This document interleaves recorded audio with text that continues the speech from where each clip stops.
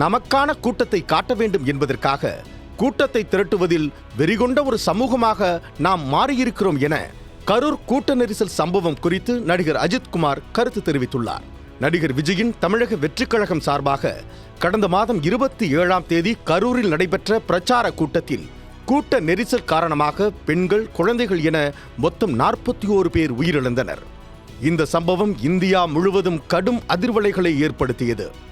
இந்த நிலையில் இந்த துயர சம்பவம் குறித்து நடிகர் அஜித்குமார் சமீபத்தில் தனியார் ஆங்கில ஊடகத்திற்கு பேட்டியளித்திருந்தார்.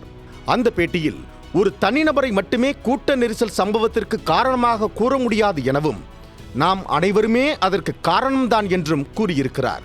மேலும் நமக்கான கூட்டத்தை காட்ட வேண்டும் என்பதற்காக கூட்டத்தை திரட்டுவதில் வெறிகொண்ட ஒரு சமூகமாக நாம் மாறியிருக்கிறோம். எனவே இது முடிவுக்கு வர வேண்டும் என நடிகர் அஜித்குமார் அந்த பேட்டியில் கூறியுள்ளார். கிரிக்கெட் மேட்ச் பார்ப்பதற்கும் கூட்டம் கூடுகிறது. ஆனால் அங்கே இதெல்லாம் நடப்பது கிடையாது. தியேட்டரில் மட்டும் இந்த துயரம் ஏன் நடக்கிறது? சினிமா பிரபலங்களுக்கு மட்டும் ஏன் இது நடக்கிறது? இது முழு சினிமா துறையையும் தவறான முறையில் காட்டுகிறது. நாங்கள் ரசிகர்களுடைய அன்புக்காகவே உழைக்கிறோம்.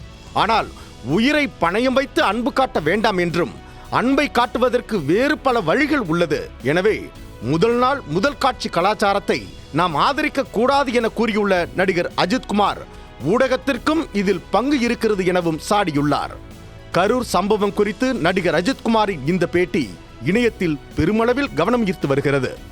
தொடர்ந்து பேசும்போது ரசிகர்கள் தங்கள் குடும்பத்தை முதலில் கவனிக்க வேண்டும் என்ற கருத்தை வலியுறுத்தி வரும் நடிகர் அஜித்குமார் தங்களுடைய உயிரை பணயம் வைத்து நடிகர்களுக்கு அன்பு காட்ட வேண்டாம் என்ற கருத்தை பேசியிருப்பது வைரலாகி வருகிறது.